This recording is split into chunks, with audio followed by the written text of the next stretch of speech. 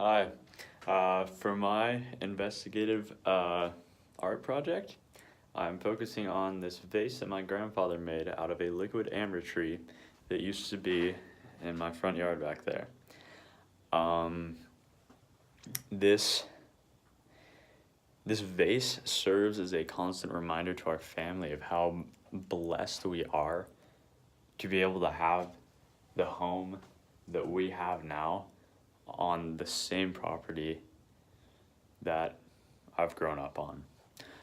So a little bit of backstory behind this vase. Um, this giant liquid amber tree used to be in our front yard, and we found that uh, because the cement slab in our front yard, part of the sidewalk, it was raised about this high up, about 3 inches. And people were tripping on it. We took it out and found that a tree root was going directly underneath our house, and you could kind of see it like underneath some of the carpet in the house. It was really something else. And so we did soil tests and found that our house had no rebar underneath it. So whoever designed the house just like didn't put a strong foundation underneath it. So this tree was able to just invade and destroy the foundation of our home, and it literally could have fallen off this hill that we're on at any given moment and just gone right into the street. So luckily enough, our insurance company covered it, but the downside was we had to be displaced from our home for about what was originally intended to be a year, but it ended up being 2.5 years. Uh, we were displaced from our home, we were just given a temporary house that the insurance company rented, and it was really tough on our family because we loved this house, we loved where we lived, we loved the neighborhood, and we were in kind of a tough financial state at the time too. So it wasn't the best timing for a tree to destroy our foundation. But so yeah, my grandpa created this vase and gave it to us as a Christmas present, and it sits up on our mantle, and it's a constant reminder to our family and to our friends of how we persevered through this really difficult time in our lives. So objects like this, for example, in the Holocaust Museum in Washington, D.C., a cattle car that was used to ship the people to the concentration camps. That now you can walk through one of those, and it really gives you a feeling that it's almost undescribable. It's just this heavy, somber feeling that you can really just feel it. But that's a constant reminder to those who work at the museum, those who visit the museum, of it's kind of learning from your past in a sense, and how this thing that was used for such negative purposes helped create like something that people can look back on and learn from. So in this specific case with this vase, it really was important for our family to stay patient, to stay positive through this tough time, because in the end we were able to design and build the house that we truly wanted, that we wanted to live in, and that we love having now. So this vase sitting up on our mantle is a constant reminder to us, our family, our friends, of how sticking through bad times and remaining positive and persevering is really important to help bring the good times or the good things out of the bad times.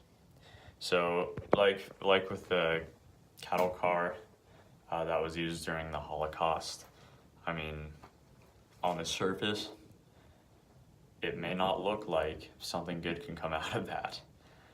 And nothing did come good out of it. But now, in the future, being able to look back upon that and having society learn from the past mistakes that relates to this, and that it helps educate the public. It just helps create more educated society and more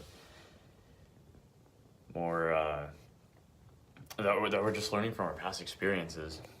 So, and another example is one of my close friends, one of the youth leaders at my church.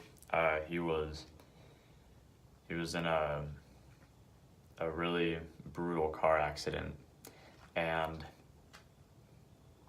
it was this car that he really loved, but it just got totally destroyed. But his dad actually took a piece of metal from the car that was it was totaled, and he created this beautiful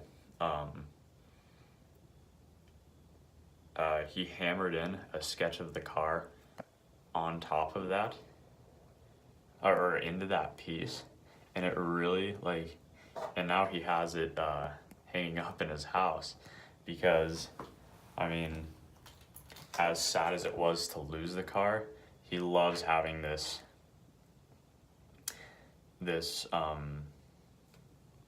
kind of, I guess you'd say, memorabilia from it. So yeah, I just really wanted to focus on how sometimes, and honestly a lot of times, negative experiences, if looked at through the right lens, can have positives come out of it. So, I mean, for us, it was staying patient to get this house that we love. For my youth leader, it was having the little piece of his car to remember how great his car was, even though it was super sad that he lost it. And for the cattle car during the Holocaust, it just serves as an educator as to how to better society in the future and how to avoid from making these horrible mistakes again. So I have links down below with my annotations, and I just want to end with this Bible verse, 2 Timothy chapter 4 verse 5, and it says, "But you keep your head in all situations, endure hardship, do the work of an evangelist, discharge all the duties of your ministry." This verse means a lot to me, because especially the endure hardship, because I feel that's really, really important to shaping who you are today, where you've come or where you've come from. And it's really just,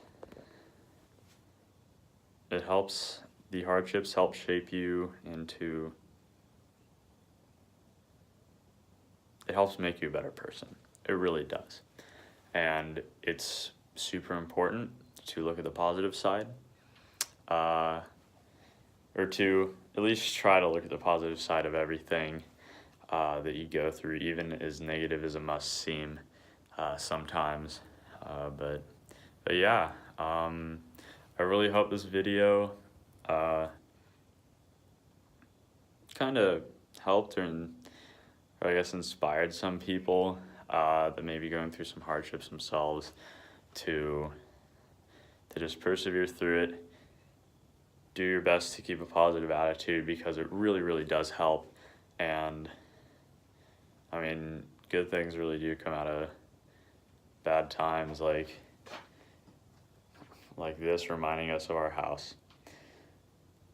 It's something that words cannot express. So yeah, the links are down below to my citations, and yeah, I really enjoyed this class and I appreciate all that I learned from it. Thank you.